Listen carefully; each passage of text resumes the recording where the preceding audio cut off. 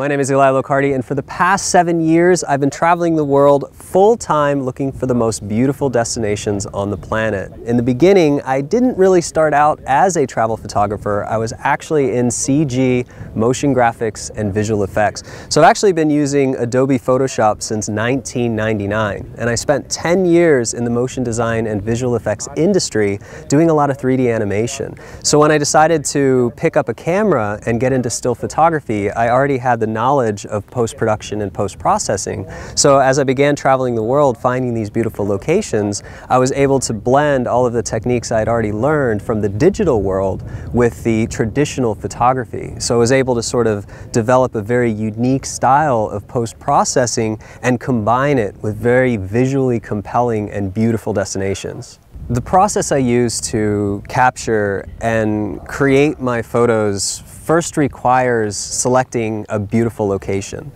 And once I select a beautiful location, I determine the potential of that location and sort of experiment with the compositions.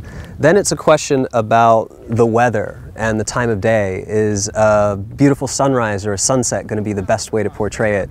Is it maybe a blue hour, or maybe is it when the Milky Way comes out and a combination of blue hour, Milky Way, or star trails? What I try to do is figure out the best way to visually represent that location in the best light. So when I show people this location, it gives them some sort of emotional response. You know, maybe it is that beautiful sunset in Santorini, or a sunrise early morning in Venice in Italy. All these locations can tell a story by having a mood, some sort of feeling from the lighting and the surroundings and the weather. And from there, it takes time. Sometimes I'm there for a week shooting the same location over and over and over again, just to get that light, to find those clouds, or to get that sun in the right position. After that, if I can stay there, maybe it's a week, sometimes it can be years. 7 years sometimes. 7 years I spent for one photo in Dubai to get the fog in the city, for example. This can be very, fun, but also problematic and time consuming. But once you get that result, it's very beautiful. And then the next step is to get it into Adobe Lightroom and Adobe Photoshop and start tweaking it a little bit. So the idea of post-processing really is not image manipulation.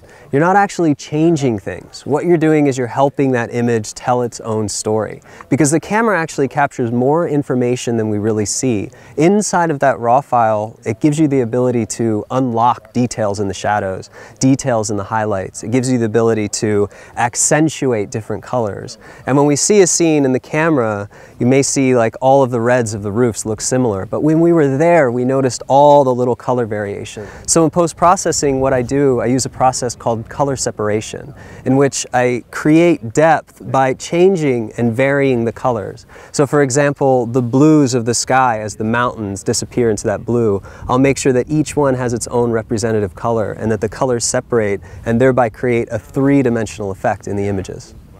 Drone photography is very interesting because we're now in a time when the technology of the drones is very impressive and the cameras are getting very powerful.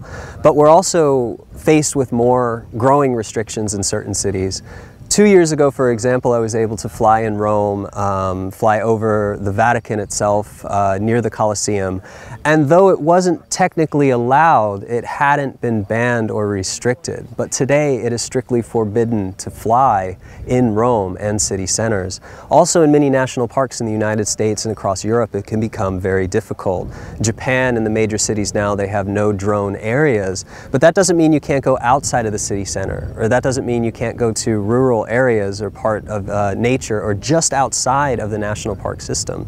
So as things have started to become a little bit more constrictive with those boundaries and the regulations, a lot of countries are adopting policy instead of regulation. So it gives people options. So under 3 kilograms, if your drone is small, you're able to fly under 120 meters and no more than half a kilometer away, and they'll just set boundaries or rules rather than restrictions. So never over crowded areas, which is very obvious, never over military areas, airports, or things like that. But of course, out in the nature and the coastlines is perfectly fine. So you just have to kind of pay attention, Google search a little bit, and with the drone photography, the best thing you have at your disposal is your own common sense. If it feels like you shouldn't be flying in an area, you probably shouldn't be. We're here with the incredible PhotoPills team and the PhotoPills camp on Menorca. We're staying here an extra week to actually teach a drone photography workshop that's sponsored by DJI. So we'll be using both Phantom 4s and Mavics with a group of people in many of the beautiful places that this island has.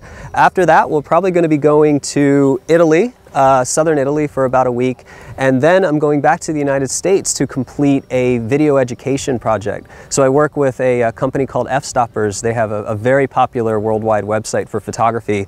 We started creating these video education tutorials in a series called Photographing the World. After I go to Italy and have all the great food, wine, and all the photography, I'm actually going to be in Charleston, South Carolina for about 3 weeks in the studio, just recording, post-processing in front of a camera. But after that, I get to go back to Europe and travel to different destinations. After we go to Europe, we'll actually be spending a lot more time in Japan. I actually remember receiving an email quite a few years ago, I think from Raphael, introducing the app, that we have this new app, and Raphael is very excited about everything. So we have this new app and we'd love for you to try it, and here's some video tutorials.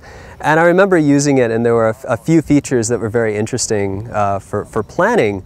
But more recently, in the last few years, I started to use it for the augmented reality and star trails and Milky Way planning and project planning in general.